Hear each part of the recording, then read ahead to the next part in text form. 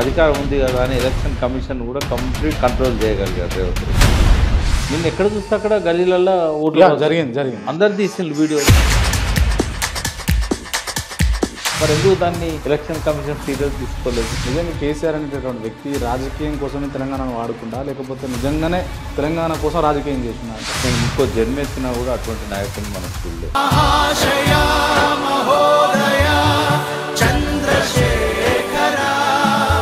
కానీ ప్రజలంటే ప్రేమ, ప్రజలంటే మమకారం, ప్రజల కోసం ఏం చేయడానికనే వెనుకపోదు. అంటే మీరు నాణ్యానికి ఒకవైపు చెప్తున్నారు, ఇంకోవైపు స్కాములు, కబ్జాలు, లేకపోతే పెద్ద మాఫియా అనేది జరిగింది 10 ఏళ్ళల్లో అని అన్నది. నిజంగా నేను స్కాములు చేస్తే ఎందుకు పట్టుకోలేకపోయింది? అంటే అంత చాతగాని సన్యాసి నరేంద్ర మోడీ. ఆయన చేతిలో ఈడీ లేదా, ఆయన చేతిలో సిబిఐ లేదా, రేవంత్ రెడ్డి చేతిలో ఏసీబీ లేదా? 2 ఏళ్ళు అయింది కదా అధికారంలోకి వచ్చి. చాతగాని సన్యాసి. కాళేశ్వరం మీద ఒక ఎఫ్ఐఆర్ చూపెడతావు, నాకు ఒకటే ఒక ఎఫ్ఐఆర్. నిజంగా బాంబు పెట్టి పిలిచిరా? నా పేరు ప్రకాష్ ఎంత నిజమో, నీ పేరు క్రాంతి ఎంత నిజమో, 2 2 4 ఎంత నిజమో, తూర్పునే సూర్యుడు ఉదయిస్తున్నాడు అన్నది ఎంత నిజమో, బాంబు పెడితే చంద్రబాబు చెప్పినట్టు రేవంత్ రెడ్డి వింటాడా? లేమంటే లేస్తాడు, కూసోమంటే కూర్చోడు. ఆయన పెట్టిందే చంద్రబాబు నాయుడు. కేసీఆర్ను ఓడగొట్టిన క్రెడిట్ రేవంత్ రెడ్డి గారు, కాంగ్రెస్ పార్టీ, నరేంద్ర మోడీ. ఎందుకంటే కేసీఆర్ తట్టుకోలేనిది ఎక్కడ అంటే నరేంద్ర మోడీ చేసిన కుట్ర. అదేంటంటే అది వాళ్ళు తట్టుకోలేకపోయింది. అంటే థ్రెటనింగ్ ఉందని ఫీల్ అయ్యారు, అంతేనా? ఈ కొత్త ఏమి అవసరం మనకు ముగ్గులో నుంచి ఉంచారు. మళ్ళీ తిరిగి కేసీఆర్ లాగా తెలంగాణలో మళ్ళీ అధికారంలోకి వచ్చి ప్రజలకు పోయే అవకాశాలు ఉన్నాయి. కేసీఆర్ నెక్స్ట్ ముఖ్యమంత్రి. నెక్స్ట్ ముఖ్యమంత్రి కేసీఆర్ అంటే ఏ స్ట్రాటజీ ప్రకారం?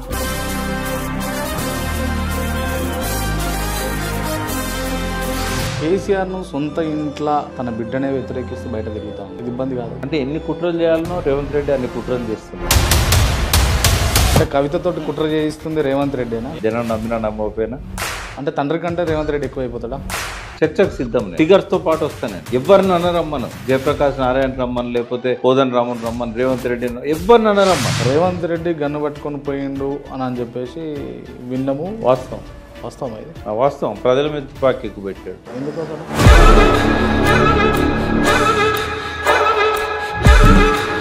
వీళ్ళకి ఏమర్థమవుతుంది? ఇవాళ కాంగ్రెస్ కు బదిలీ చేసే వాళ్ళకు అప్పటి తెలంగాణ ఏంటి, అప్పటి కష్టాలు ఏంటి?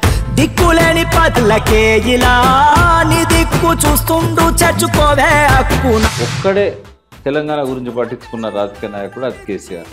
అగ్గి కుండలాగా బగ్గున మండాడు కేసీఆర్, నిగ్గదీసి అడగంగా జంగు సైరనుది కదిలారు.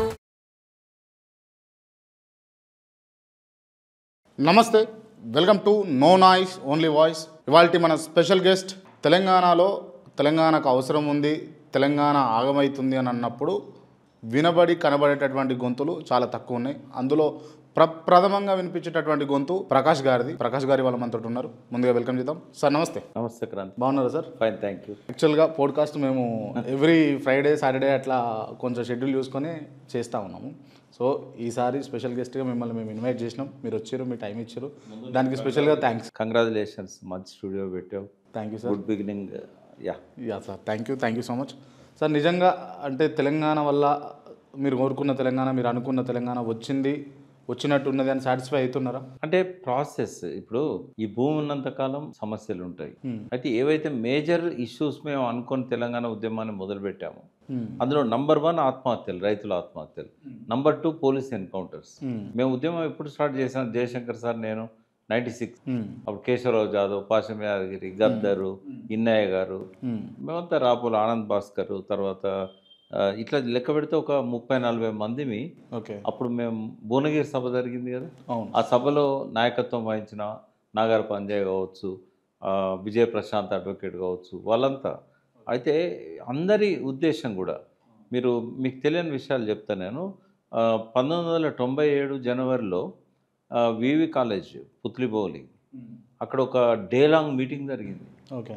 అంబటి సురేందర్ రాజు, పాశం యాదగిరి వీళ్ళ ఆధ్వర్యంలో గులాం రసూల్ అన్నప్పుడు ఎన్కౌంటర్ జరిగితే ఆయన పేరు మీద ఆ కమిటీ ఒకటి వేసి ఆ కమిటీ తరఫున మీటింగ్ పెట్టారు. ఓకే. అంటే అప్పుడు విలేకరులను కూడా తీసుకుపోయి కాల్ చేశారు. ఈ దుర్మార్గాలను ప్రశ్నించినందుకు, సరూర్ నగర్ ఏరియాలో భూ కబ్జాను ప్రశ్నించినందుకు ఆ సిఐ గారు రసూల్ని పట్టుకుపోయి చంపేశారు. ఓకే. అతను జర్నలిస్ట్, సీనియర్ జర్నలిస్ట్. ఓకే.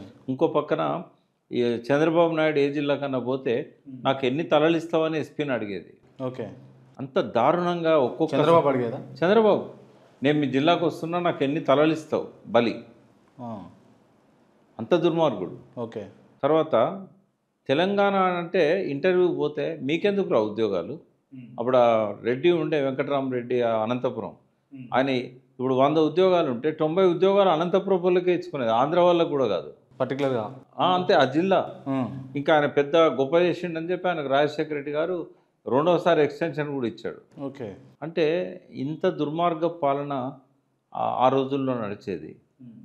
ప్రతిరోజు 10 మంది 20 మంది రైతుల ఆత్మహత్యలు, ఎక్కడ చూసినా కరువు విలయతాండవం, చెరువులు రిపేర్ చేసేది లేదు. ఇవన్నీ చూసి ఇంకోటి బొంబాయి, బొగ్గుబాయి, దుబాయ్, ఈ బతుకులు ఎక్కడ చూసినా వలసలు. 75 ఎకరాల పొలం ఉన్నాయని మా ఇంటికి ఇల్లు ఇటుకలతో గొడవ పెడుతుంటే ఇటుకలు మోయడానికి వచ్చిండు. ఆమె అంటుంది మెట్లే ఆయన నిచ్చెన ఎక్కుతా అంటే, పటేలా పైలో నువ్వు పెద్ద మనిషి 60-70 ఏళ్ళు ఉంటాడు, అదేంది నువ్వు పటేలా అంటున్నావు అంటే, మహబూబ్నగర్లో మా పెద్ద దొర ఆయనే, మాకు ఆయనకు 75 ఎకరాల పొలం ఉన్నది, మరి ఏందమ్మా ఎందుకు ఈ కూలి పనికి వచ్చిందంటే, సాగు చేయలేక కాదు అసలు నీళ్లు లేవు, ఎన్ని బోర్లు వేసినా బోర్లు పడలేదు, బావిలు ఎండిపోయినాయి, కాలువలు లేవు, ఏం చెప్తాడు ఇక, కుటుంబం గడవాలి కదా. భార్యను తీసుకొని కూలికి వస్తాడు. 75 ఎకరాలు ఉన్నా పని చేసుకోరు. 75 ఎకరాల నుండి మా ఇంటికి కూలికి వచ్చింది ఇటుక మోయడానికి 90 ఏళ్ళ. అంటే గది పరిస్థితి ఆ రోజు. వీళ్ళకి ఏమర్థమవుతుంది, ఇవాళ కాంగ్రెస్కు బదిలీ చేసే వాళ్ళకు అప్పటి తెలంగాణ ఏంది, అప్పటి కష్టాలు ఏంది, ఏమనంటే కేసీఆర్ని తిడతారు. ఈ సమైక్య రాష్ట్రం ఏర్పడినప్పటి నుంచి 1956 నుంచి ఒక్కడే తెలంగాణ గురించి పట్టించుకున్న రాజకీయ నాయకుడు అది కేసీఆర్. ప్రజలు ఉమ్మడి రాష్ట్రంలో పడ్డ ఇబ్బందుల గురించి మీరు చెప్పండి. అసలు ఇబ్బంది ఏం పడ్డారు, అసలు ఎవరెవరు ఏ సెగ్మెంట్ వాళ్ళు ఎక్కడ ఇబ్బంది పడ్డారు, అసలు ఇబ్బంది పడ్డారా, అప్పుడే బాగుండేనా, ఇప్పుడు ఇబ్బంది పడుతున్నారా అన్నది కొంత ఎక్స్ప్లెయిన్ చేయండి. అంటే వాస్తవంగా మనం ప్రారంభంలో మాట్లాడుకున్నాం కదా, ఒకటి రైతుల ఆత్మహత్యలు, రెండవది పోలీస్ ఎన్కౌంటర్స్, మూడవది సాగునీరు లేకపోవడం, ప్రభుత్వాలు పట్టించుకోకపోవడం, గోదావరి మీద 500 మైళ్ళు గోదావరి నది పోయినా కూడా ఒక బ్యారేజ్ కానీ ఒక డ్యామ్ కానీ కట్టకపోవడం, ఓకే, రైతులు ఇవన్నిటి కారణంగానే ఆత్మహత్యలు చేసుకోవడం, దాదాపు 10-15 లక్షల బోర్వెల్స్ ఎండిపోవడం, బావులు ఎండిపోవడం, ఇవన్నీ కూడా మనసు చెదిరి మాలాంటి వాళ్ళం అందరం కూడా ఉద్యమ బాట పట్టాం. జయశంకర్ సార్ లాంటి వాళ్ళు, మాలాంటి వాళ్ళం. ఓకే. చాలా వరకు కేసీఆర్ గారు వీటిని ఫుల్ఫిల్ చేయగలిగారు. మీకు తెలుసు, తెలంగాణ గోసను వింటే మళ్ళొక్కసారి ఇప్పుడు నువ్వు ఏడవాల్సి వస్తుంది, మన ఇద్దరం కలిసి చూస్తోళ్ళని ఏడిపేయాల్సి వస్తుంది. కన్న తల్లి తన బిడ్డను అమ్ముతుందా? ఆ గోస తెలంగాణది. లంబాడి తండాలల్లో తల్లి పొత్తిళ్ళకి వెళ్ళి బిడ్డను తీసుకుపోయి తండ్రి ఏడ్చుకుంటూ అమ్ముకున్న పరిస్థితి. భర్త బాగు కోసం భార్య తండ్రి బాగు కోసం కొడుకు కిడ్నీలు అమ్ముకున్న దుస్థితి. తర్వాత చాలా బాధాకరం ఏంటంటే క్లినికల్ ట్రయల్స్ అనేటివి జరుగుతాయి ఇక్కడ. ఇది ఫార్మా కంపెనీలకు అడ్డా. ఓకే. ప్రపంచం మొత్తానికి ఇక్కడ నుంచి ఫార్మా ఎగుమతులు పోతాయి. ఇక్కడ ఫార్ములాలు పరీక్షించడానికి పేదవాళ్ళ మీద ప్రయోగాలు. వాళ్ళు గిలగిల కొట్టుకొని చస్తూ ఉంటారు కొన్నిసార్లు, ఆ విషయం వాళ్ళకు వికటించి. ఓకే. అంటే ఆ మందు పనిచేస్తుందా లేదా అని టెస్ట్ చేయకపోతే జనానికి ఇవ్వలేరు కదా. ముందు ఎలుకల మీద చేస్తారు, తర్వాత మనుషుల మీద చేస్తారు. ఆ క్లినికల్ ట్రయల్స్లలో ఊర్ల కూర్లు నాశనం అయిపోయినాయి, ఫ్లోరైడ్తోని ఊర్ల కూర్లు నాశనం అయిపోయినాయి. తలాపున నారాయణ సార్ పెట్టుకొని 50 ఏళ్ళైనా కూడా కాంగ్రెస్ అధికారంలో ఉన్న కాంగ్రెస్ కానీ టీడీపీ కానీ మర్రిగూడెము ఆ మండలాల గ్రామాలల్లో, మునుగోడు మండలంలోని గ్రామాలల్లో గుక్కెడు తాగునీళ్ళు ఇవ్వలేకపోయింది. మట్టి అంతా కూడా ఫ్లోరైడ్తో నిండిపోయింది. సరే, తాగునీళ్ళని కేసీఆర్ గారు ఫ్లోరైడ్ లేని నీళ్ళు ఇచ్చి వాళ్ళ దాదాపు భారతదేశంలోనే డిక్లేర్ చేసింది కేంద్ర ప్రభుత్వం ఫ్లోరైడ్ రహిత జిల్లా నల్గొండగా. ఆ క్రెడిట్ కేసీఆర్కే వస్తుంది కదా. బట్ ఇంకా మట్టిలో ఫ్లోరైడ్ ఉంది. ఆ ప్రాజెక్టు శివన్నగూడెం దగ్గర రిజర్వాయర్ కట్టారు కానీ ఇంకా విద్యాసాగర్ రావు డిండి ప్రాజెక్ట్ ఏదైతే ఉన్నదో అది ఆచరణకు నోచుకోలే. అది వస్తే ఆ మట్టిలో నుంచి ఫ్లోరైడ్ కడిగితే తప్ప ప్రజలు తినే అన్నంలో ఫ్లోరైడ్ పోతే తప్ప ఫ్లోరైడ్ పీడపోదు. అంటే ఎన్ని బాధలు, ఎన్ని గోసలు. కమాండ్ స్టడీ చేస్తున్న పిల్లల్ని తీసుకుపోయి అంటర్ రోడ్లో ఎన్కౌంటర్ చేసి చంపేస్తారు. వాళ్ళ పక్కన విప్లవ సాహిత్యం, తుపాకీ, డ్రెస్సులు పెడతారు. ఇంత గోస చూసిన తర్వాత కదా కేసీఆర్ గారు తెలంగాణ ఉద్యమానికి వచ్చింది. ఎంతమంది తెలంగాణ కోసం గజ్జె కట్టిన బెల్లి లలితను ముక్కలు ముక్కలు నరికేశారు కదా. తెలంగాణ కోసం మాలాంటి వాళ్ళని ముందుండి నడిపించిన వీరన్నను మా రోజు వీరన్నను చంపేశారు కదా. ఇదంతా గోస చెప్పుకుంటే పోతుందా ఇది? ఒక్కొక్క రైతు ఆత్మహత్య చేసుకున్న కథలు వింటుంటే వలవల ఏడ్చేది. జయశంకర్ సార్ నేను పోయిన ఓ రోజు పొద్దున్న 7 గంటలకు శవాన్ని కూడా దించలే, లింగారెడ్డిపల్లి అని ఇప్పుడు సిద్దిపేటలో కలిసిపోయింది అది. ఓకే. ఏంది అని అంటే బేయిజ్జత్ తీసిన్లు అంజమాన్ వాళ్ళు వచ్చి భూతానక బ్యాంక్ అన్నాడు, కోఆపరేటివ్ బ్యాంక్. బేయిజ్జత్ తీసిన్లు రాత్రి అన్నం తినుకుంటా మాతో బాధపడ్డాడు, ఏడ్చిండు. మధ్యరాత్రి చూసే వరకు శవమై వేలాడుతున్నాడు. ఎందుకు బాధ ఏందమ్మా అంటే ఆయన 35 ఎకరాలు ఉన్నది. 35 ఎకరాల్లో 40 బోర్లు వేసిండు. ఒక్క బోర్లో నీళ్లు పడలే. లాస్ట్కు ఆ 20-25 ఎకరాలు అప్పుల కింద పోయినాయి. ఒక బోర్ పాయింట్ వేయాలంటే ఆ రోజుల్లో 10,000 20,000. అప్పుడు భూమి ధర కూడా 10,000 20,000 ఉండేది. అట్లా ఒక్కొక్క ఎకరం ఒక్క పాయింట్కి పోయింది. లాస్ట్కి గిన్నె నీళ్లు పడ్డాయి కానీ అప్పు తెచ్చి విత్తనాలు కొనుక్కొని దున్నుకొని పంట ఎత్తే అది కలుపుకొచ్చే సమయానికి పొట్టకొచ్చే సమయానికి ఎండిపోయింది ఆ ఒక్క బోరు కూడా. ఇప్పుడు అదే లింగారెడ్డిపల్లెలో ఇలా చేయితోని గంటతో తవ్వితే నీళ్ళు వెళ్తున్నాయి. ఎందుకంటే పక్కన రంగనాయక సాగర్ వచ్చింది. రంగనాయక సాగర్ కానుకొని ఉంటుంది ఆ ఊరు. అంటే అప్పటికిప్పటికి ఎంత తేడా. అప్పుడు రోజుకు 10 మంది చచ్చిపోయేది, ఇప్పుడు వారానికి ఒక రైతు చచ్చిపోయాడు కేసీఆర్ పీరియడ్లో. ఇప్పుడు రేవంత్ రెడ్డి వచ్చినాక మళ్ళీ వారానికి 4 చస్తున్నారు. రోజు కనబడుతున్నాయి ఆత్మహత్యలు. కరెంటు కోతలు లేవు, 24 గంటలు కరెంట్. అప్పుడు ట్రాన్స్ఫారం కాలిపోయిందంటే ఎడ్ల బండి కట్టుకొని పోయి ఆ కరెంట్ సబ్స్టేషన్ పోయి ట్రాన్స్ఫారం రైతులే తీసుకొచ్చుకునేది, గవర్నమెంట్ సపోర్ట్ ఇవ్వకపోయేది. నీకు శాతనైతే స్తంభాలను ట్రాన్స్ఫారం దే మేము వచ్చి ఫిట్ చేస్తామనేది. దానికి లంచాలు. ఒకసారి ట్రాన్స్ఫారం కాలిపోయిందంటే పొలాలన్నీ ఎండిపోయేది. బోర్ల నీళ్లున్నా కూడా బావుల్లో నీళ్లున్నా కూడా ఎండిపోయేది.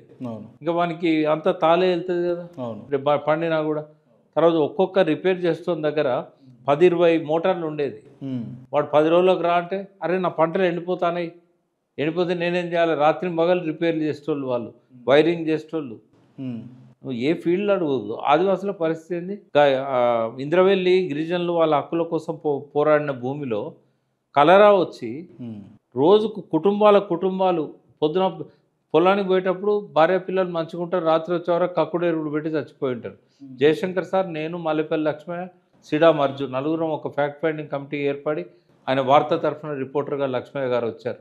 మేము ముగ్గురం ఫ్యాక్ట్ ఫైండింగ్ కమిటీకి ఏర్పడి అసలు ఎందుకు వస్తున్నారు ఆదివాసులు అని చెప్పి మొత్తం లెక్క తీస్తే నెల రోజుల్లో 2,500 మంది చచ్చిపోయింది. అప్పుడు జనార్దన్ రెడ్డి నాగం జనార్దన్ రెడ్డి ఆరోగ్య మంత్రి. ఓకే.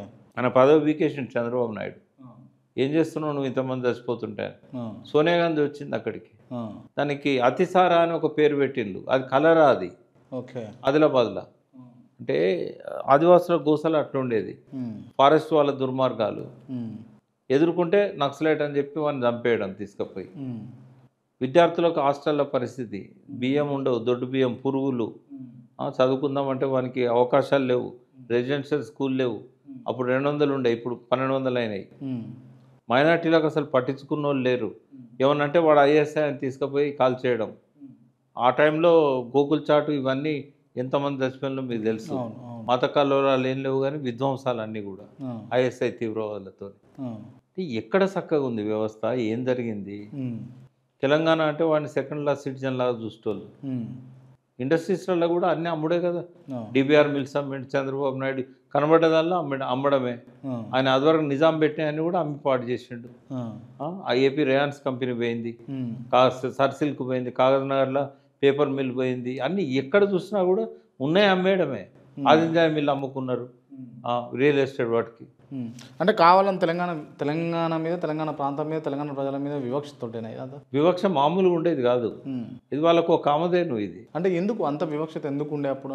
అంటే వాళ్ళ మెంటాలిటీ ఎట్లుంటుంది అంటే మా ఇంటికి వస్తే మాకేం చేస్తావు, మీ ఇంటికి వస్తే మాకేం ఇస్తావు. ఇది ఆంధ్ర పాలకవర్గం యొక్క లక్షణం. నేను ఆంధ్ర ప్రజలను తప్పు పట్ట, ఆంధ్ర పాలకుల లక్షణం అది. ఓకే. మీకేముండదు, మాకు కావాలంతా, మీది మాకే కావాలి, మాది మాకే కావాలి. అందుకే కేసీఆర్ ఓ పాటలా తనే రాసిండు అది. గుంటూరు జిల్లాలో గుంటెడు భూమి అడిగినమా, విజయవాడ నగరంలో వీసమెత్తు అడిగినమా, మాదేందో మాకు ఇవ్వాలి, మా వాట మాకు కావాలన్నాం కానీ మీది అడుగుతలేం కదా. కానీ వాళ్ళకి అట్లా లేదు కదా, మీది కావాలి, మాది కావాలి. ఓకే. ఇన్ని వివక్షతలు అందులో కేసీఆర్ వచ్చిండు. ఏం చేసిండో మనం అందరం చూసినాం. అగ్రికల్చర్ ఎట్లా డెవలప్ అయింది, కరెంటు కోతలు లేకుండా ఎట్లా పోయింది, సింగరేణి ఎట్లా డెవలప్ అయింది, ప్రతి విషయంలో కూడా ఆయన మార్పు చూపెట్టగలిగాడు. ఆత్మహత్యలు తగ్గినాయి, రైతుల ఆర్థిక పరిస్థితి మెరుగైంది, ఆకలి చావులు లేవు, ఆత్మహత్యలు వలసలు తగ్గినాయి. ఇప్పుడు ఇప్పుడు మహబూబ్ నగర్కు వలసలు వస్తున్నారు. వలస పోయిన వాళ్ళు అందరూ వచ్చి వ్యవసాయం చేసుకుంటాను. అదివరకు 1,00,000 ఎకరాలకు నీళ్ళు రాకపోయేది, ఇప్పుడు 8-9 లక్షల ఎకరాలకు నీళ్ళు వస్తున్నాయి. కాంగ్రెస్ వాళ్ళు మొదలుపెట్టినాయి కావచ్చు, కానీ వాళ్ళు పూర్తి చేయలేదు. అవన్నిటిని పూర్తి చేశాడు. కలవకుర్తి, నెట్టెంపాడు, భీమా, కోయిల్ సాగర్ ఏం చేయలేదంటారు. ఓకే, ఇష్టం వచ్చినట్టు మాట్లాడుతుంటారు. ఇప్పుడు యంగ్స్టర్స్ ఎవరైతే ఓటకు వచ్చిందో వీళ్ళకి ఆ కష్టాలు తెలివాయి, ఆ బాధలు తెలివాయి. వాళ్ళకి తెలిస్తే వాళ్ళు ఊర్లలో పోయి బస్సులు వేసుకొని పోయి మీరు కేసీఆర్ కోట వేయొద్దని చెప్పరు. వాళ్ళకి తెలియదు. లోపాలు లేవా అంటే టీఆర్ఎస్ చాలా లోపాలు ఉన్నాయి, కానీ వాటిని సరిదిద్దుకోవాలి, ముందుకు పోవాలి. వాళ్ళు చెప్పలేకపోయినలు, వాళ్ళు ఇచ్చిన ఉద్యోగాలు చెప్పలేకపోయినలు, వాళ్ళు ఇచ్చిన రేషన్ కార్డులు చెప్పలేకపోయినలు. అది కూడా ఒక ఓటమికి ప్రధాన కారణం. అన్ని మంచి పనులు చేసి కూడా చెప్పుకోలేకపోతే ఎట్లా? అంతే కదా. రైట్. అంటే కేసీఆర్ గారి ప్రస్తావన మీరే తీసుకొచ్చారు కాబట్టి నేను అడుగుతున్నా, నిజంగా కేసీఆర్ అనేటటువంటి వ్యక్తి రాజకీయం కోసమే తెలంగాణను వాడుకుంటా, లేకపోతే నిజంగానే తెలంగాణ కోసం రాజకీయం చేసినా? అంటే నేను ఇంకో జన్మెత్తినా కూడా అటువంటి నాయకుడిని మనం చూడలేము. కేసీఆర్లో ఒక్క కోణం మీరు అందరు చూస్తారు, మన అందరం చూస్తాం, కానీ చాలా కోణాలు ఉన్నాయి ఆయనకు. ఆయన ప్రజలంటే ప్రేమ, ప్రజలంటే మమకారం, ప్రజల కోసం ఏం చేయడానికనే వెనుకపోడు. ఆయన ఒక రాత్రి క్యాబినెట్ మీటింగ్ మధ్యాహ్నం స్టార్ట్ అయితే రాత్రి 12 గంటల వరకు 42 పథకాలు ఇచ్చాడు ఒక్క రాత్రి. ఎవరు అడిగినా? ఆయన ఎవరన్నా అడిగినా? ప్రజలు అడగకుండా ఎప్పుడు చెప్తా, బొమ్మరిల్లో ప్రకాష్ రాజు అడగకముందే కొడుకు అన్ని చేస్తాడు, లాస్ట్ కొడుకు రివర్స్ అవుతాడు. కేసీఆర్ చేసింది కూడా అదే. ఎవరు చేసింది చెప్పు? ఇప్పుడు ఈ 9.5 ఏళ్ళ పాలనకు ఈక్వల్ పాలన భారతదేశంలో ఏ రాష్ట్రంలోనైనా స్వాతంత్రం వచ్చినాక నాకు చూపెట్టు, చర్చకు సిద్ధం నేను. ఫిగర్స్తో పాటు వస్తానండి. ఎవరిని అనరమ్మను, జయప్రకాష్ నారాయణ రమ్మను, లేకపోతే కోదన్ రామన్ రమ్మను, రేవంత్ రెడ్డి ఎవరిని అనరమ్మను. స్వాతంత్రం వచ్చినాక 1947 నుంచి 2025 వరకు భారతదేశంలో ఏ రాష్ట్రంలోనైనా 9.5 సంవత్సరాల్లో కేసీఆర్ సాధించిన ప్రగతి ఇంకే రాష్ట్రంలోనైనా, ఏ కాలంలోనైనా, ఏ ముఖ్యమంత్రి అయినా, ఏ పార్టీ వాడైనా చేస్తే దేనికైనా సిద్ధం. అంటే ఛాలెంజా మీది? ఛాలెంజ్ ఇది చేయమని ఎవరు చేస్తారు? అంటే ఎందుకు ఇంత ఒక్కొక్క రంగం గురించి చెప్తున్నాను. ఛాలెంజ్ అనేది అన్ని రంగాలలో, ఒక్కొక్క రంగంలో కూడా. ఎందుకంటే కళ్ళుండి చూడలేని గుడ్డి వాళ్ళు, చెవులుండి వినలేని వాళ్ళు, చదవలేని వాళ్ళు మేధావులుగా చెల్లమని అవుతున్నారు. ఏం చెప్తాం ఇంకా? జూబ్లీ సెలక్షన్లో మాకు ఎంత ఇస్తావు? 1000 ఇస్తావు, వాడు 2500 ఇస్తా అన్నాడు, వానికే ఇస్తాం. స్వాతంత్రం వచ్చినాక అమృతోత్సవాలు జరుపుకుంటాడు మోడీ. ఇది ప్రజల పరిస్థితి, హైదరాబాద్ నగరంలో ఉండే ప్రజల పరిస్థితి. వాళ్ళకు రాజకీయం పట్టదు, ఎవరు మంచి పాలకులు పట్టదు, ఎవరు డబ్బులు ఎక్కువిస్తే వాళ్ళ డబ్బులు. ఒక ఏమంటుంది, మాకు చీరలు ఇచ్చింది కదా మేము వాళ్ళకే ఇస్తాం అంటే ఎంత మా 300 చీర అంటే 300 కాదు 1500 చీర ఇచ్చిండ్రు. చీర ఇచ్చిన వాళ్ళకి ఇస్తాం కదా మేము. అంటే ఈ స్థాయిలో స్వాతంత్రం వచ్చినాక పుట్టిన వాళ్ళు వీళ్ళంతా తెలివి లేకుండా, అవగాహన లేకుండా, చిత్తశుద్ధి లేకుండా గొర్రెతోక పట్టుకొని పోవడము, డబ్బులకు అమ్ముడు పోవడము, తాగుడు కమ్ముడు పోవడము, మందుపాటిలకు అమ్ముడు పోవడము, వాళ్ళు ఎన్నుకున్న వాళ్ళు పరిపాలనలో ఉండడము. అంటే ఈ తాగుడైనా కూడా ఎక్కువ ప్రోత్సాహమైంది తెలంగాణ ఏర్పడ్డాకనే. ముళ్ళుతో తీయాలనేది కేసీఆర్లో ఉన్న మరో కోణం. కొనేటోళ్ళను డబ్బులు పడేసి కొందాం, అమ్ముడు పోయేటోళ్ళను, తాగేటోళ్ళని తాగుడు పడేసి కొందాం. మరి అధికారంలో ఉండాలి కదా, మరి ప్రజలకు మంచి పని చేయాలంటే అధికారంలో ఉండాలన్నా వద్దా? అట్లా ఎన్నికైన వాళ్ళు కూడా చేయలేని మంచి పనులు కేసీఆర్ చేశాడు. అధికారంలోకి రావడానికి ఏ దారి అధికారంలోకి తీసుకొస్తే ఆ దారిలో వస్తాడు ఆయన.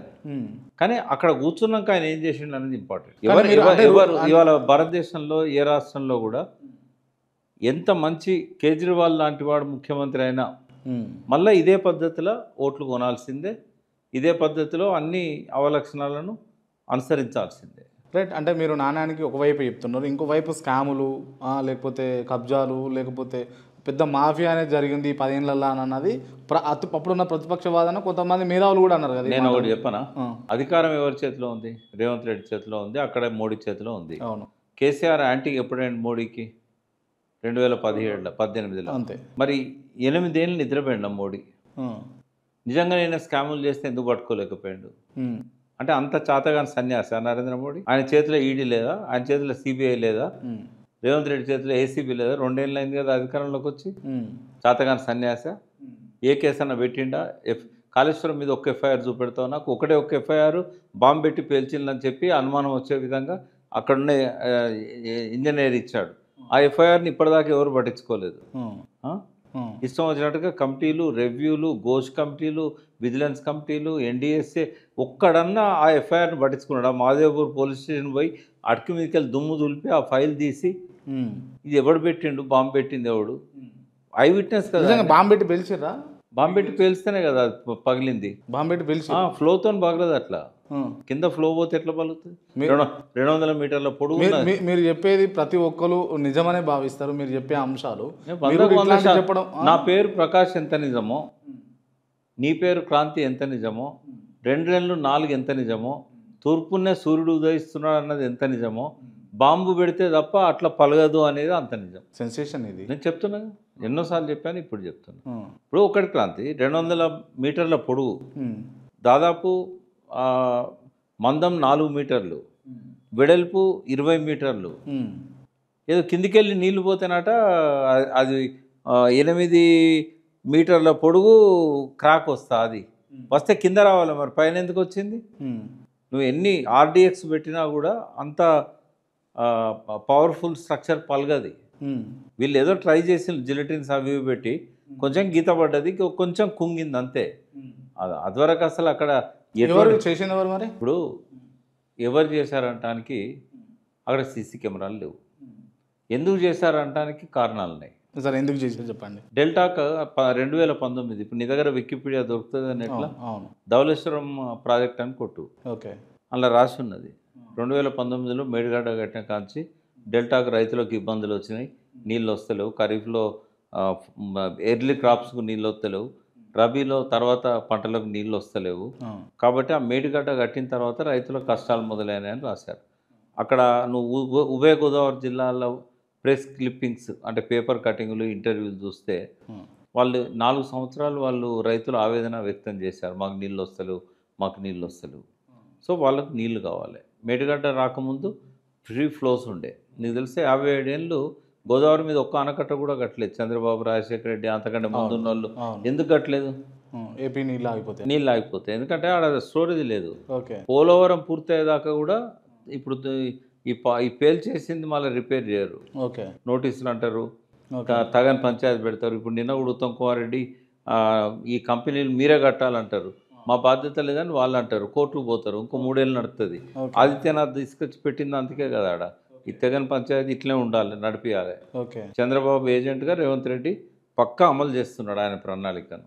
చంద్రబాబు చెప్పినట్టు రేవంత్ రెడ్డి వింటాడా? చంద్రబాబు చెప్పిన దానికంటే భిన్నంగా రేవంత్ రెడ్డి ఏమీ చేయడు. లేమంటే లేస్తాడు, కూర్చోమంటే కూర్చుంటాడు. ఆయన పెట్టిందే చంద్రబాబు నాయుడు. ఆయన తీసుకొచ్చి కాంగ్రెస్లో పంపింది ఆయనే, పిసిసి అధ్యక్షుని చేయడానికి వెనకాల సహకారం అందించింది ఆయనే. ఆయన ముఖ్యమంత్రి కావడానికి పోటీ పెట్టకుండా తనను చంపుకున్నది కూడా చంద్రబాబే.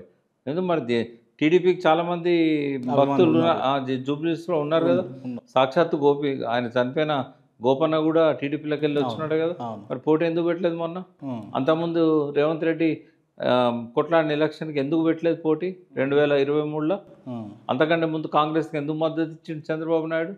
రేవంత్ రెడ్డిని కాంగ్రెస్లో పంపి. అంటే ఎవరికి తెలియని విషయాలు. బట్ ఏంది అని అంటే ఒక మీడియా మిత్రుడు కూడా అడిగిండు క్లియర్గా, మీరు గురు శిష్యుల బంధం మీది, మీరు గురు శిష్యుల బంధం, మీరు గురువు చెప్పినట్టే ఇంటర్వ్యూ అంటే గురువు ఎవరండి, శిష్యులు ఎవరండి అని చెప్పి ఓ బూతు మాట్లాడుతూ కూడా తను చెప్పడం జరిగింది. ఇప్పుడు నువ్వు తిట్టు, నేను ఎందుకంటే ఈ బంధం ఉందని తెలిస్తే రేవంత్ రెడ్డికి మనుగడ ఉండదు ఇక్కడ, కాబట్టి తిడతాడు. అవసరమైతే చంద్రబాబుని తిడతాడు. అంటే రాజకీయాలలో ఇన్ని ఉంటాయా? ఇంటర్నల్గా రాజకీయాలనే ఉంటాయి ఇన్ని, జీవితంలో మళ్ళీ ఎక్కడ ఇన్ని కుట్రలు కనబడాయి, రాజకీయాలనే ఉంటాయి. Right, okay sir. ఫైనల్గా అంటే ఇంత జరుగుతున్నా కూడా రేవంత్ రెడ్డి గన్ను పట్టుకొని పోయిండు అని చెప్పేసి విన్నాము. వాస్తవం ఇది వాస్తవం. ప్రజల మీద తుపాకీ ఎక్కువ పెట్టాడు. ఎందుకు అసలు? ఆయన పోతున్నాడు రోడ్డు మీద, వీళ్ళు అడ్డం తిరిగి ఆపిన్లు, ఆ రాస్తారు ఒకరు అవన్నీ జరుగుతాయి. జరిగినప్పుడు వాళ్ళ మీద తుపాకీ తీశాడు. అది ఏ సందర్భం గుర్తులేదు నాకు, బట్ ప్రజల మీద తుపాకీ ఎక్కడిది? ఆయనకుంది లైసెన్స్. ఆయన రియల్ ఎస్టేట్ వ్యాపారం చేస్తాడు కదా, శత్రువులు ఉంటారు. రెండవది ఆయన ప్రజాప్రతినిధికి ఎప్పుడు కనుంటాయి. ఆయన 2006 నుంచి ప్రజాప్రతినిధి, మొదలు జెడ్పీటీసీ ఉండే, తర్వాత టీఆర్ఎస్లోకి వెళ్ళి పోయిండు ఆయన టికెట్ ఇవ్వకపోతే, జెడ్పీటీసీ టికెట్ ఇవ్వకపోతే. ఓకే. తర్వాత ఎమ్మెల్సీ అయ్యండు ఇండిపెండెంట్గా, తర్వాత ఎమ్మెల్యే అయ్యండు, మళ్ళీ రెండోసారి ఎమ్మెల్యే అయ్యండు, మూడోసారి ఎమ్మెల్యే ఓడిపోయి ఎంపీ అయ్యండు. కంటిన్యూగా ప్రజాప్రతినిధి ఉన్నాడు. Right right. ఆయనకు సెక్యూరిటీ ఉంటుంది, ఆయనకు ఓన్ గన్ ఉంటుంది. ఆ రకంగా ప్రజల మీదకి అయితే గన్ను పట్టుకొని పోయినంటారు. అంటే ప్రజలు అక్కడ అడ్డం తిరిగిళ్ళు, ఆయన ఆత్మరక్షణకు గన్ తీసిండే. ఓకే, ఇప్పుడు తెలంగాణ పరిస్థితి ఏంది? తెలంగాణకి ఏం కావాలి అని అంటే ఏం చెప్తారు మీరు? తెలంగాణ అస్తిత్వం ప్రమాదంలో ఉంది. మనము ఏవైతే నీళ్లు, నిధులు, నియామకాలు అనుకున్నామో కేసీఆర్ పీరియడ్లో కొంతవరకు న్యాయం జరిగింది వాటికి. ఆయన పూర్తిగా చేయాల్సినంత ఇంకా చేయలేకపోయారు. ఎందుకంటే ఈ ట్రిబ్యునల్స్ తర్వాత కొట్లాడంగా ట్రిబ్యునల్కు కృష్ణా జలాలది అప్పచెప్పిండ్రు. అది లాస్ట్ 1 to 2 years ఇక అయిపోతుంది, టర్మ్ అయిపోతుంది అనే ముందు. ఇప్పటి వరకు కూడా బ్రిజేష్ కుమార్ ట్రిబ్యునల్ దగ్గర వాళ్ళు రిఫర్ చేసిన కేసు అట్లే ఉంది. మనకు వాటాలు తెగలేదు ఆంధ్రతోని. కాబట్టి నీళ్ళల్లో ఉన్నంత వరకు ఆయన మన వాటాను వాడుకోవడానికి ప్రాజెక్టులు కట్టిండు. చాలా వరకు పూర్తయినాయి, ఇంకా కొన్ని కావాల్సిన అవసరం ఉన్నాయి. అది రికార్డ్ టైంలో ఆయన పనిచేశాడు. ఎప్పుడు కూడా అంతర్రాష్ట్ర వివాదాలలో ముంచి ప్రాజెక్టులు కట్టకుండా వాయిదాలు వేసేవాళ్ళు. బట్ కేసీఆర్ గారు దాదాపుగా 3 సంవత్సరాలలోనే ఆయన అనుకున్న కాళేశ్వరం కానీ మిగతావి కానీ అన్ని దాదాపుగా కొలిక్కి తీసుకొచ్చాడు. దాని రిజల్టే ఇవాళ దేశంలోనే ఒకప్పుడు అన్నపూర్ణగా ఉన్న ఆంధ్ర రాష్ట్రాన్ని, భారతదేశానికే ధాన్యాగారంగా ఉన్న పంజాబ్ని, హర్యానాను, తమిళనాడును వీటన్నిటిని అధిగమించి ఇవాళ నంబర్ 1 స్థానంలోకి వచ్చింది తెలంగాణ. అదివరకు ఎక్కడ చూసినా కూడా ఎండిపోయిన చెరువులు, తర్వాత నెర్రలు బాసిన భూములు, తంగేళ్ళు, తుమ్మలు. నువ్వు రైల్లో 100 కిలోమీటర్లు పో, 1 ఎకరం పొలం కూడా నాటేసింది కనబడకపోయేది.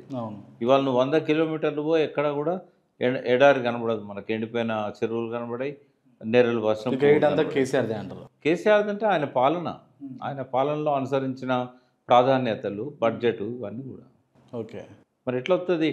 ఏదన్నా చంద్రబాబు లేకపోతే మోడీ గారు తీసుకొచ్చి ఇక్కడ సస్యశ్యామలం చేశారా? ఇక్కడ పరిపాలన చేసింది కేసీఆర్. కేంద్రం నుంచి వాళ్ళకే సహాయం ఎన్ని చేసిండు, ఇంత మంచి చేసిండు. నిజంగా మీరు అంటున్నటువంటి నిర్రల భూమి అంటే ఊళ్ళు పట్టిన భూమిని ఇలా సస్యశ్యామలం చేసిండు. ఇంత చేసినా కూడా ప్రజలు ఎందుకు విస్మరించారు అంటారు? కేసీఆర్ ఆశలు ఎక్కువ కదా. ఇప్పుడు 2000 పెన్షన్ ఇస్తున్నాడు, అది వరకు 200 తీసుకునేది వాళ్ళు. 200 1000 అయింది, 1000 2000 అయింది. ఈయన 4000 ఇస్తా అన్నాడు, ఆశపడ్డారు. తర్వాత ఫ్రీగా బస్సు ఇస్తా అన్నాడు, మహిళలు ఆశపడ్డారు.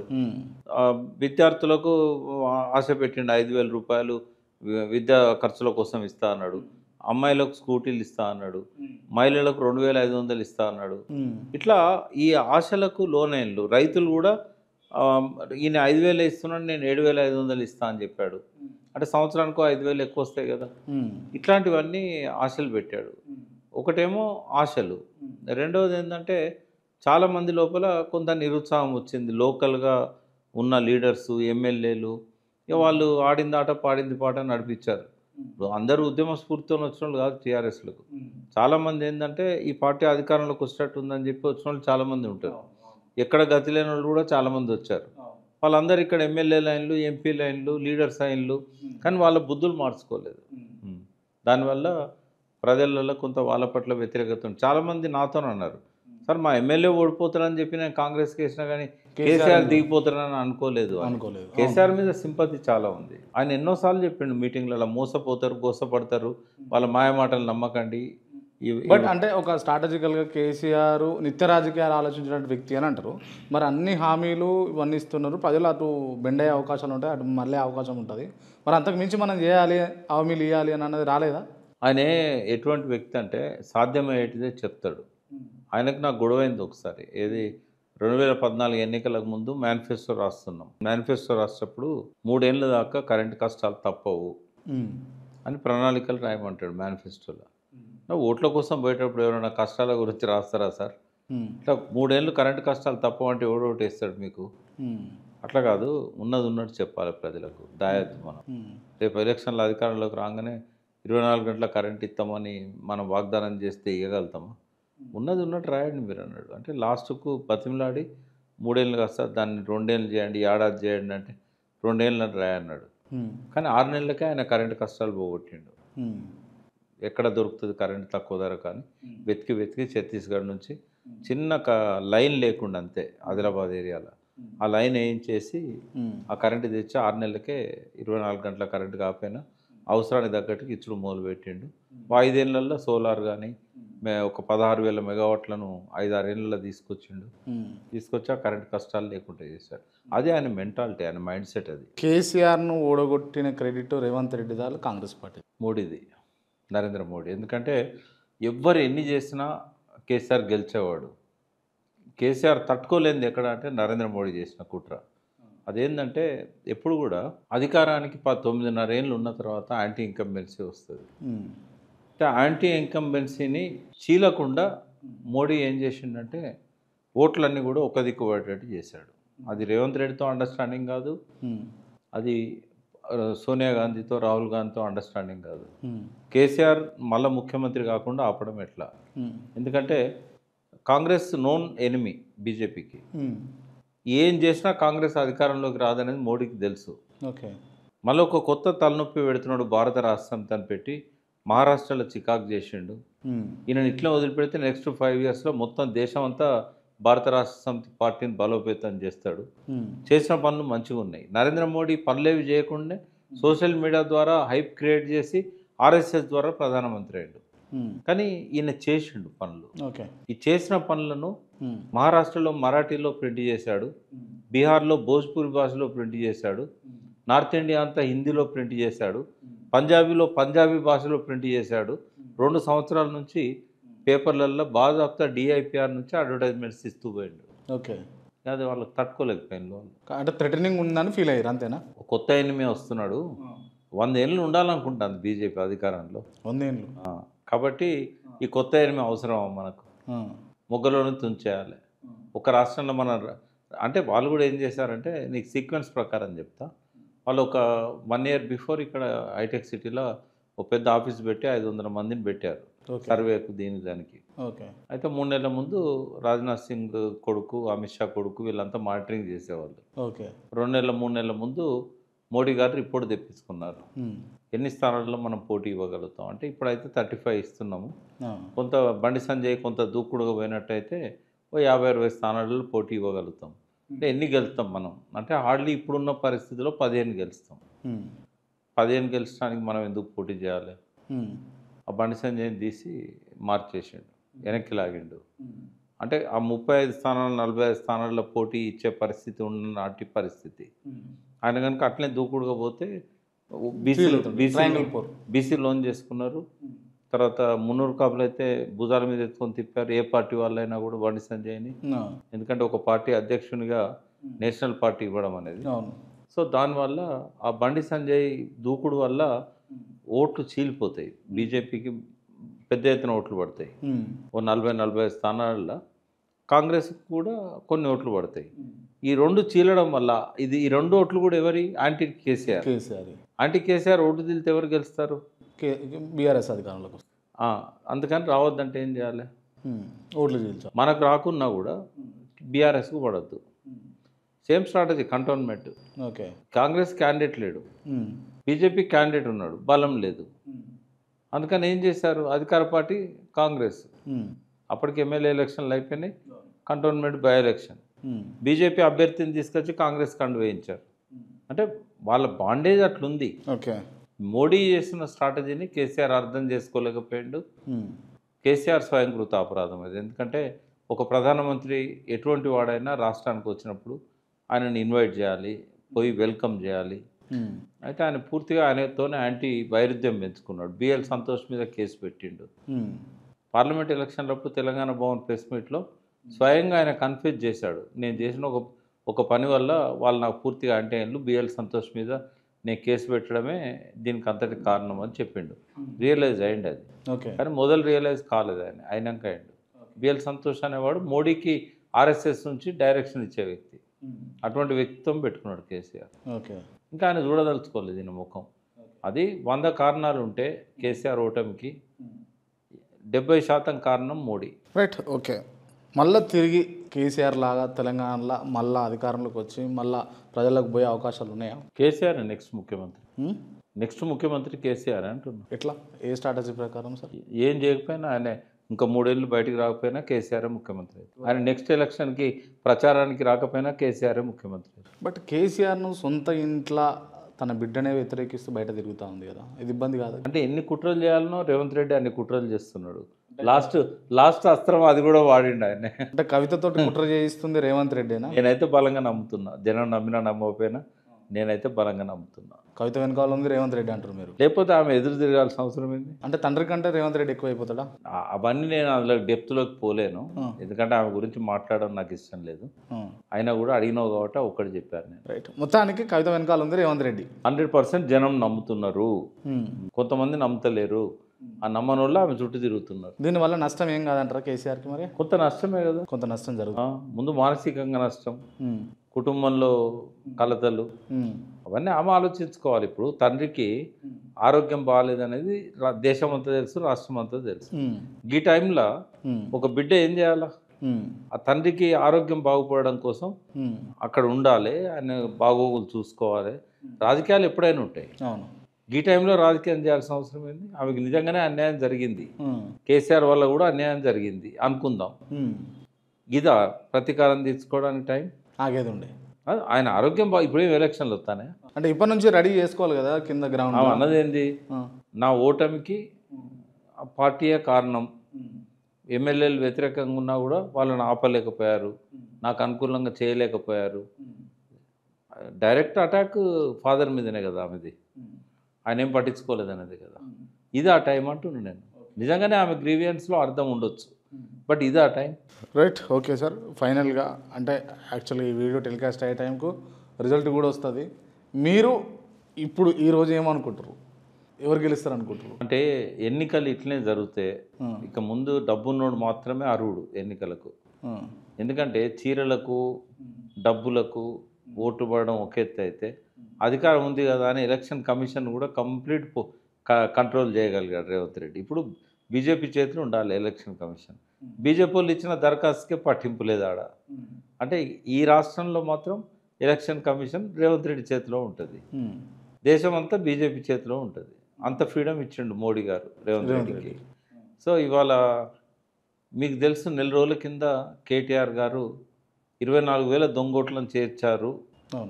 ఆయన ఇంట్లోనే వాళ్ళ అన్నకు 3 ఓట్లు ఉన్నాయి, సాక్ష్యాధారాలతో సహా ఏ బూతులలో ఉన్నాయి.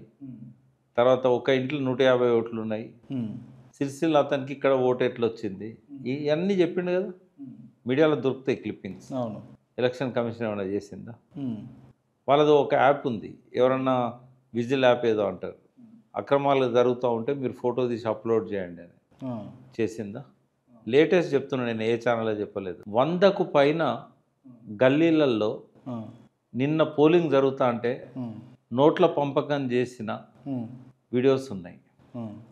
ఎలక్షన్ కమిషన్ ఎందుకు పట్టించుకోలేదు? అవును అవును. నిన్న ఎక్కడ చూస్తే అక్కడ గల్లీలలో ఓట్లు జరిగింది, అందరు తీసిన వీడియోలు. మరి ఎందుకు దాన్ని ఎలక్షన్ కమిషన్ సీరియస్ తీసుకోలేదు? Naveen okay, it's a good candidate, వాళ్ళ ఫాదర్ కూడా మంచి పేరున్న వ్యక్తే, వాళ్ళకి సర్వీస్ చేశాడు, అంత బాగానే ఉంది. మరి ఆయన ఓటర్ స్లిప్పులు పంచుతూ ఉంటే అది ఇల్లీగల్ కదా. ఎలక్షన్ కమిషన్కు వీళ్ళు రెడ్ ఇచ్చారు కదా, వీడియోలు తీసి ఇచ్చారు కదా, ఎందుకు దాని మీద చర్య తీసుకోలేదు? గవర్నర్ లాంటి వాడు కోడ్ను వయోలేట్ చేసి అజారుద్దీన్కు మంత్రి పదవి ప్రమాణ స్వీకారం చేయడానికి అవకాశం ఇచ్చాడు. ఎట్లా ఇస్తాడు? ఒక బీజేపీ పెట్టిన గవర్నరు ఎమ్మెల్సీల కోసం లిస్టు పంపితేనేమో ఆపుతాడు. అజారుద్దీన్కు మంత్రి పదవికి ఎట్లా చేసాడు? ఇప్పుడు ఆయన సాక్షాత్తు జూబ్లీహిల్స్ ఓటరు, జూబ్లీహిల్స్లో క్యాండిడేట్ పోయినసారి జస్ట్ ఏదో 15,000 ఓట్లతో పోయిండు. కాంగ్రెస్లో జూబ్లీహిల్స్ లీడర్, ఆయన తర్వాతనే ఎవరైనా. ఆయనకు నేరుగా మంత్రి పదవి ఇస్తే ప్రజలను ఇన్ఫ్లుయెన్స్ చేసినట్టు కాదా? కోడ్ అంటే ఏంది? అంటే ఎన్నికల్లో ప్రజలను ఇన్ఫ్లుయెన్స్ చేసే దేన్ని కూడా కోడ్ అనుమతించదు. రేవంత్ రెడ్డి ఒక హామీ ఇచ్చడాన్ని కూడా కోడ్ అనుమతించదు. ఆయన పోయి సినీ వర్కర్స్ దానిలో ఇష్టం వచ్చినట్టు హామీలు గుప్పిస్తాడు. అధికారులు మీరు రాసుకోండి, ఇది అమలు చేయండి అని చెప్తాడు. ఇవన్నీ ఎలక్షన్ కమిషన్ కనబడదా? అంటే ఎలక్షన్ కమిషన్ అనేది ఒక కళ్ళుండి చూడలేని ఒక అబోది, చెవులున్నా ఎంతమంది కంప్లైంట్స్ ఇచ్చినా వినలేని ఒక చెవిటిది, అన్నీ తమ దృష్టికి వచ్చినా కూడా మాట్లాడలేని ఒక మూగది. ఏం విశ్లేషిస్తాం ఎలక్షన్లను? నిజంగా అంటే ఇంత జరిగినా కూడా ఒకవేళ కాంగ్రెస్ గెలిచింది అనుకోండి, నైతికంగా విజయం బీఆర్ఎస్, నైతికంగా అనైతికంగా వాళ్ళు గెలిచినా కూడా దానికి ఎటువంటి శాంక్టిటీ ఉండదు. ఓకే. బట్ నా అంతరాత్మ ఏం చెప్తుందంటే ఎట్టి పరిస్థితుల్లో కాంగ్రెస్ గెలవదు కనీసం. ఎందుకంటే ప్రజల్లో కూడా విఘ్నత ఉన్న వాళ్ళు ఉన్నారు. సైలెంట్ ఓట్ చాలా పడ్డది. ముస్లింలల్లో మజ్లిస్ అన్న వ్యతిరేకత ఉన్నది, కాంగ్రెస్ అన్న వ్యతిరేకత ఉన్నది. ఇదంతా అంత ఈజీగా డబ్బులకు చీరలకు పోతుందని నేను అనుకోను. వీళ్ళు ఎన్ని దొంగోట్లు వేయించినా కూడా, ఎన్ని బుర్కాలు వేసి దొడ్డిదారిని తీసుకొచ్చి 50 పోలింగ్ బూతులల్లో బాజాప్తా రిగ్గింగ్ జరిగింది. బీఆర్ఎస్ పోలింగ్ బూత్ ఏజెంట్లను బెదిరించారు, బయటికి పంపారు, కొంతమందిని కొన్నారు, ఎలక్షన్ పోలింగ్ ఆఫీసర్లను కొన్నారు. ఎంత చేసినా కూడా ఫైనల్గా ప్రజలు ఇంత దిగజారుతారని అయితే నేను అనుకోను. ఎంతో కొంత రేపు ఓ 2000 ఓట్లో 3000 ఓట్లతోనో గెలుస్తారనే భావన నా లోపల ఉంది. ఎందుకు అంటే ఇదేదో టీఆర్ఎస్ మీద ప్రేమతో చెప్తలేను నేను. ఎలక్షన్లకు ముందు 4 రోజుల ముందు నువ్వు ఏ సర్వే చూడు 6%, 9%, కేకే అయితే 17 అని చెప్పాడు. ఇంత మేనేజ్ చేయడం సాధ్యం కాదు. ఓ 6% చేయగలుగుతారు డబ్బులతో, దొంగోట్లతో. ఓ 15,000 మందిని 20,000 మందిని మేనేజ్ చేయగలుగుతారు, కానీ అంతకంటే చేయడం సాధ్యం కాదు. సో కొంత ఎడ్జ్ అయితే ఉంది అని అంటారు. నేను అనుకుంటున్నాను. ఎందుకంటే కొద్దిగా లేటుగా వచ్చిన సర్వేలన్నీ కూడా బీఆర్ఎస్కి అనుకూలంగా చెప్తున్నాయి. వాటి మీద నమ్మకంతో ఉంటున్నాయి. మిషన్ చాణక్య కానీ, కేకే కానీ, క్యూ అని ఒకటి కొత్తగా వచ్చింది. వీళ్ళందరూ ఇచ్చింది ఏంటంటే మేము అప్పటికప్పుడు ఇవ్వలేదు, లాస్ట్ పర్సన్ ఓటేసి బయటకు వచ్చినాక అక్కడ నుంచి మా సర్వే స్టార్ట్ అయింది. కొందరు నిన్న ఇచ్చిండ్రు, కొందరు మొన్న రాత్రి లేట్ నైట్ 11ంటికి రిలీజ్ చేశారు. అంటే వాళ్ళ సర్వేలు నేను నమ్ముతాను. ఓకే. అచ్చా, ముందు వచ్చిన సర్వేలను కూడా నీకు ఎంత ఉన్నది 1.5 అని ఒకరు చెప్పారు, 2% అని ఒకరు చెప్పారు, 3% అని ఒకరు చెప్పారు. మీరు చూస్తున్నారు ఏ సర్వే అయినా 2 to 3% ఎర్రర్స్ వస్తాయని వాళ్ళే చెప్తారు. చెప్పినప్పుడు వాళ్ళ సర్వే కూడా అటు ఇటు రావచ్చు కదా. ఇవన్నీ బేస్ చేసుకొని చెప్తున్నా. నిజంగానే ఓ 20%, 15% డిఫరెన్స్ ఉన్నది అని అంటే మనం ఖచ్చితంగా కాంగ్రెస్ వస్తుందని అనుకోవచ్చు. చాలా సర్వేలు 5% కంటే ఎక్కువ చెప్పలేదు. కొన్ని సర్వేలు అయితే 3% చెప్పినాయి. కాబట్టి తర్వాత లేటుగా వచ్చిన సర్వేలు బీఆర్ఎస్ గెలుస్తుందని ఖచ్చితంగా చెప్తున్నారు. అలా 5%, 9% వేరియేషన్ అది. కాబట్టి హోప్ అయితే నాకు బీఆర్ఎస్ గెలుస్తుందనే ఉన్నది. రైట్ సార్, ఇంతసేపు అంటే ఎలక్షన్ కమిషన్ మూగబోయింది, పని చేస్తలేదు, మాట్లాడతలేరు, వింటలేదు అని అన్నారు కదా. కానీ ప్రజలు కూడా కొంత మేరకు అంటే ఇబ్బందికర పరిస్థితి ఉన్నది. డబ్బులు తీసుకోవడము ఇది వీళ్ళ ప్రజల తప్పు అయితే డబ్బులు తీసుకొని ఓటేయడము. ఇప్పుడు పార్టీలు ఏంది, డబ్బులు తీసుకొని ఓటేయని వాళ్ళను మళ్ళీ డబ్బులు అడుగుతున్నారట. కనబడ్డది వాళ్ళ మన కొన్ని ఏరియాలలో చూసాం మనం. అంటే వాళ్ళ దగ్గర లిస్ట్ ఉంటుంది, ఎవరు పోలింగ్ బూత్ దాకా వచ్చి ఓటేశారు, ఎవరు వేయలేదు, టిక్ చేసుకుంటారు. అంటే మార్నింగ్ కూడా చెప్తారు ఇంటింటికి పోయి, మేము వస్తానం పోమంటారు, రారు. అంటే వీళ్ళు ఎవరు అని అంటే వాళ్ళకి కాంగ్రెస్కి వేయాలని ఇష్టం లేదు, బట్ కాంగ్రెస్ దగ్గర డబ్బులు తీసుకున్నారు, చీరలు తీసుకున్నారు. వాళ్ళని కాదని చెప్పి బూత్కి వస్తే ఆ బూత్లో మెజారిటీ రాలేదనుకో, వీళ్ళంతా వేయలేదని అంటారు. వేయకపోతే బెటర్ కదా అని అనుకున్నారు వాళ్ళు. అయితే వాళ్ళు ఏం చేయగలుగుతారు, గుండాగిరి చేసేమన్నా మళ్ళీ వసూలు చేసుకుంటారేమో, కానీ లీగల్గా ఎటువంటి శాంక్టిటీ లేదు కదా. వాళ్ళకి ఏమన్నా ప్రామిసర్ నోటు రాయించుకున్నారా, లేకుంటే డబ్బులు ఇచ్చినట్టు సాక్ష్యాలున్నాయా? అయితే వీళ్ళు బెనిఫిట్ కావడానికి, సపోజ్ ఒక ఇంట్లో 10 మంది ఉన్నారు, 25,000 ఇచ్చారు, పెద్ద అమౌంట్ కదా వాళ్ళకి. అయితే మీరు ఎవరు 10 మంది రాలేదు, మాకు 25,000 ఇవ్వండి, ఇవైతే మళ్ళీ రేవంత్ రెడ్డికి అప్పయిపోరు కదా ఈ డబ్బులు తీసుకుపోయి. అంటే అట్లా బెనిఫిట్ కావడానికి కొంత ఒత్తిడి చేస్తారు లోకల్ లీడర్స్, అంతే తప్ప ఏముండదు దానివల్ల. పెద్దల ఏముండదు.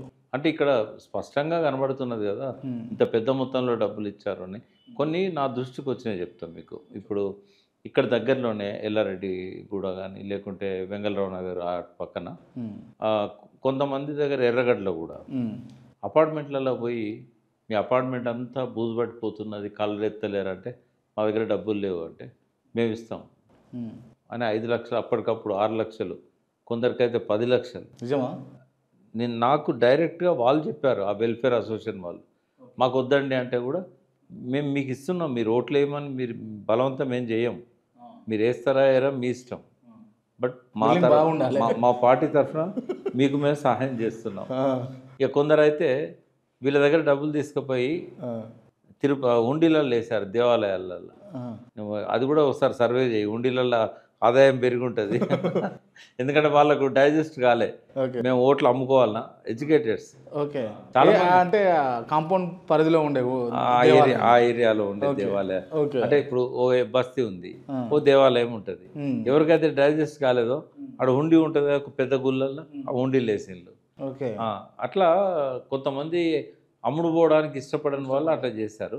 కొందరు డబ్బులు తీసుకొని కూడా వాళ్ళు లేచి వాళ్ళ పనులలో వెళ్ళిపోయినారు, వాళ్ళు రాలేదు. ఇట్లా చాలా జరిగినాయి ఇవన్నీ కూడా.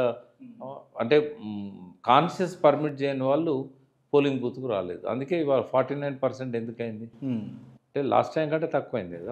జనరల్గా బై ఎలక్షన్లలో ఎప్పుడు కూడా పర్సంటేజ్ పెరుగుతుంది. ఈసారి తగ్గింది అంటే పెరిగినట్టే కదా సార్, పెరగలే కదా. 47% ఏమైనట్టు లాస్ట్ పోయినసారి 49.5, పోయినసారి కంటే తగ్గింది, దాదాపు 50 అయింది పోయినసారి. ఓకే ఇప్పుడు తగ్గింది. సో ఇది జూబ్లీ హిల్స్కి సంబంధించినటువంటి విషయము. సో ఇప్పుడు బీహార్ ఎలక్షన్స్ కూడా ఉన్నాయి కదా సార్, ఎవరు గెలవబోతున్నారు, ఎవరికి అధికారం చేజిక్కబోతుంది అని అంటే ఏం చెప్తారు మీరు? అంటే ఒక పర్ఫెక్ట్ ప్లాన్తో మోడీ ఎలక్షన్స్ సిద్ధపడ్డాడు. అక్కడ కూడా మోడీదే క్రెడిట్. ఏంటంటే చాత్ పూజ అని ఒకటి మహోత్సవం అని పండుగ అన్నట్టు, అది చాత్ ఫెస్టివల్. ఓకే మనకు దసరా ఎట్లనో వాళ్ళకి అది అట్లా. ఓకే అయితే బీహార్లో ఎప్పుడు పోలింగ్ పర్సంటేజ్ చాలా తక్కువ అవుతుంది. ఎందుకు అంటే మనకు అర్బన్లో ఎట్లయిద్దో గట్లనే అవుతుంది. ఓకే ఎందుకంటే 3 కోట్ల మంది వేరే రాష్ట్రాలలో కూలీ పనుల కోసం పోయిన ఓటర్స్ ఉంటారు. ఓకే అయితే ఎప్పుడు కూడా పోలింగ్ పర్సంటేజ్ తక్కువనే వస్తుంది. ఓకే మహిళలతో పాటు కుటుంబ సభ్యులతో పాటు వెళ్ళిపోతారు వాళ్ళు, ఎక్కడ పనులు ఉంటే అక్కడికి. ఓకే మీకు చాలాసార్లు హైదరాబాద్లో ఏదైనా బిల్డింగ్ ప్రమాదాలు జరిగినప్పుడు చనిపోయే కూలీలలో బీహార్ ఎక్కువ ఉంటారు. ఇదివరకేమో పాలమూరు వాళ్ళు ఉండేది, ఇప్పుడంతా బీహారీస్ ఉంటారు. అవును. అయితే ఆయన ఏం చేశాడంటే వాళ్ళకి సంవత్సరానికి ఒకసారి వాళ్ళ ఊర్లలోకి వస్తారు అన్నట్టు. వాళ్ళు ఎప్పుడు వస్తారు అంటే చాత్ ఫెస్టివల్కి వస్తారు. అది ఆ టైం చూసిండు, ఎలక్షన్ కమిషన్ చెప్పిండు మీరు ఈ టైంలో ఎలక్షన్ పెట్టండి. అది ఎప్పుడు వస్తుందంటే దీపావళి వెళ్ళినాక ఆరో రోజు ఉంటుంది అన్నట్టు ఆ పండుగ. కాబట్టి ఫస్ట్ ఫేజ్ సెకండ్ ఫేజ్ ఆ టైంకి వచ్చినట్టు దగ్గర పెట్టిండు. వచ్చిన వాళ్ళు 15 రోజులు ఉంటారు, వాళ్ళు వెంటనే పోరు. కాబట్టి వాళ్ళందరూ కూడా ఓటింగ్లో పాల్గొనేటట్టు చేశాడు. ఇది ఫస్ట్ ఆయన చేసిన ట్రెమండస్ ప్లాన్. అది సెకండ్ ఏం చేసిండంటే, చాలామంది ఏం చేస్తారంటే ఇక్కడ మీరు కనుక పోతే మీకు మళ్ళీ మేము పనులు ఇవ్వమని చెప్తారు ఇక్కడ. అందుకని భార్యలను పిల్లలను పంపుతారు, మొగోళ్ళు పోరు. అందుకే మొగోళ్ళది 47% ఓటింగ్, ఆడోళ్ళది 67%. ఇక్కడనే కనబడుతుంది మనకు. అయితే 3 సార్లు ఇప్పటికీ నితీష్ ప్రతిసారి కూడా ఎలక్షన్ మేనిఫెస్టోలో మహిళలకు ప్రత్యేకమైన పథకాలు పెడుతున్నాడు ఆయన. ఆ పథకాలన్నీ కూడా అమలు చేస్తున్నాడు. రేవంత్ రెడ్డి లాగా పథకాలు చెప్పి ఎగొట్టే టైప్ కాదు ఆయన. ఆయన బ్యాక్గ్రౌండ్ సోషలిస్ట్, అంటే లోహియా అని ఉండేవాడు, రామ్ మనోహర్ లోహియా. నెహ్రూ పీరియడ్లో ఆయన మంచి సోషలిస్ట్ నాయకుడు. ఆ లోహియా భావజాలంతోనే వచ్చిన ఆయన శిష్యుడు నితీష్. మంచి one of the best chief minister. ఆయన ఎన్డీఏతో ఉన్నంత మాత్రాన ఆయన నేను తప్పట్ట. One of the best chief minister, non corrupted chief minister. So అట్లా నితీష్ ఏంటంటే ఎన్డీఏలో ఉన్నాడు కదా, ఆ పథకాలన్నీ ఎన్డీఏ ఏం చేసిందంటే ఇప్పుడు కామన్ మేనిఫెస్టో కదా వాళ్ళది. ఇంకా నితీష్ బెటర్లేని కూడా కొన్ని మోడీ గారు దానిలో చూపించారు. ఈ పథకాలలో పెద్ద మొత్తం మనీ ట్రాన్స్ఫర్ ఉన్నది మహిళల అకౌంట్లకు.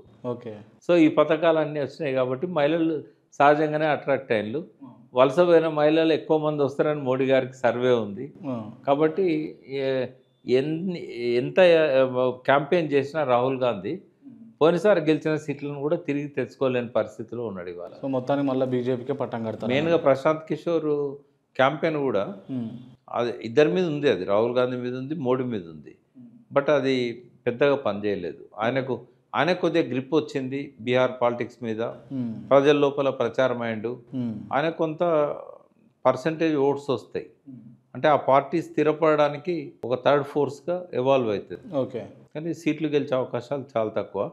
ఎక్కడన్నా ఒక మంచి నాయకునికి ఆ పార్టీలు టికెట్ ఇవ్వనప్పుడు ఈయన సపోర్ట్తో నిలబడ్డ వాళ్ళు ఎవరన్నా ఉంటే ఓ 4-5 గెలుస్తారు.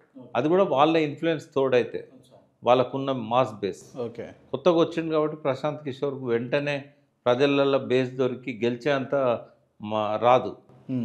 కానీ ఇవాళ ఎన్డీఏ కాడ మళ్ళీ అధికారం వస్తున్నది. మళ్ళీ నితీష్ని పెడతారా లేకపోతే బీజేపీ నుంచి ఎవరైనా పెడతారా అనేది చూడాలి. సో మొత్తానికి బీహార్లో ఎన్డీఏ. ఎన్డీఏ వస్తుంది. So thank you sir, thank you so much మీరు రావడము, ఇంత టైం మాకు కేటాయించడము, చాలా అంశాలు ఇవాళ మాట్లాడినాం మనం. సో మరో పోడ్కాస్ట్తో మళ్ళీ కలుద్దాం. Thank you so much.